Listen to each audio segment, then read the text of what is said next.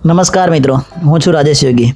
આજે આપણે વાત કરવાના છીએ જીએસઆરટીસીના ટોપ 10 સૌથી વધારે કિલોમીટર ધરાવતા લાંબા રૂટની બસો વિશે। અને હા, ફર્સ્ટ નંબરનો રૂટ તો આઉટ ઓફ ગુજરાત છે, એટલે કે જીએસઆરટીસી આઉટ સ્ટેટમાં પણ બસો દોડાવે છે।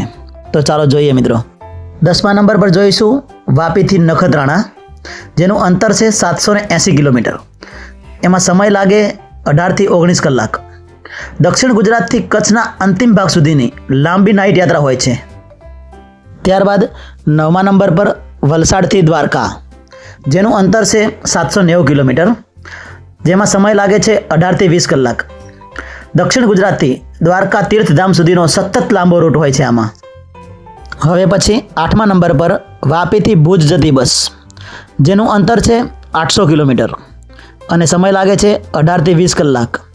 ગુજરાતના દક્ષિણ છેડેથી પશ્ચિમ છેડા સુધીનો સંપૂર્ણ રાજ્ય પાર કરતો રૂટ છે આ। ત્યારબાદ 7મા નંબર પર જોઈશું સુરતથી નાગપુર, જેનું અંતર છે 810 કિલોમીટર। આમાં પણ 18 થી 20 કલાકનો સમય લાગે છે અને ગુજરાતથી મહારાષ્ટ્રના અંદરના ભાગ સુધી જતી લાંબી ઇન્ટરસ્ટેટ બસ। હવે 6ઠ્ઠા નંબર પર છે વાપીથી દ્વારકા, જેનું અંતર છે 820 કિલોમીટર અને સમય લાગે છે 19 થી 20 કલાક। દક્ષિણ છેડેથી દ્વારકા તીર્થધામ સુધીની સૌથી લોકપ્રિય સ્લીપર યાત્રા છે આ। બાદ 5મા નંબર પર વાત કરીએ તો સેલવાસથી દ્વારકા જતી બસ, જેનું અંતર છે 830 કિલોમીટર અને 19 થી 21 કલાકનો ટાઈમ લાગતો હોય છે એમાં। યુનિયન ટેરિટરી એટલે કે કેન્દ્ર શાસિત પ્રદેશ સેલવાસથી ગુજરાતના સૌથી ઉત્તર પશ્ચિમ તીર્થ સુધીનો લાંબો રૂટ છે આ। હવે 4થા નંબર પર આવે છે અમદાવાદથી પોલાદપુર જતી બસ, જેનું અંતર છે 840 કિલોમીટર, સમય 18 થી 20 કલાકનો। મધ્ય ગુજરાતથી મહારાષ્ટ્રના કોંકણ વિસ્તારમાં જતો રેર લોંગ રૂટ છે આ।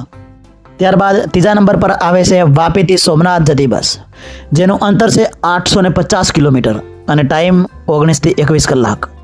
દક્ષિણ ગુજરાતથી સૌરાષ્ટ્રના પ્રસિદ્ધ તીર્થધામ સોમનાથ સુધીની લાંબી યાત્રાનો રૂટ છે આ।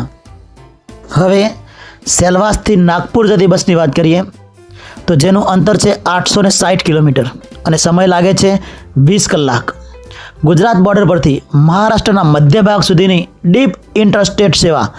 હવે આપણે વાત કરવાના છીએ નંબર 1 પર સૌથી લાંબા રૂટની બસની, જેનું અંતર છે 880 કિલોમીટર વાપીથી નાગપુર, સમય લાગે છે 22 કલાક।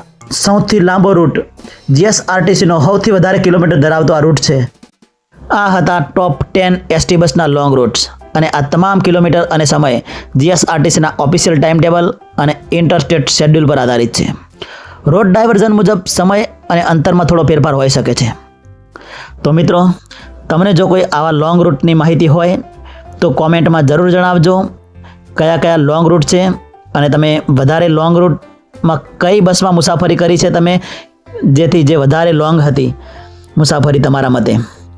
હવે જીએસઆરટીસીના કોઈ પણ વિડીયો, સરકારી નોકરી કે સરકારી અન્ય ભરતીના કોઈ પણ વિડીયો અને આવા માહિતીસભર કોઈ પણ વિડીયો જોવા માટે મારી ચેનલને જો તમે હજી સુધી સબસ્ક્રાઇબ નથી કરી તો રાજેશ યોગી પાઠશાળાને સબસ્ક્રાઇબ કરી લેજો।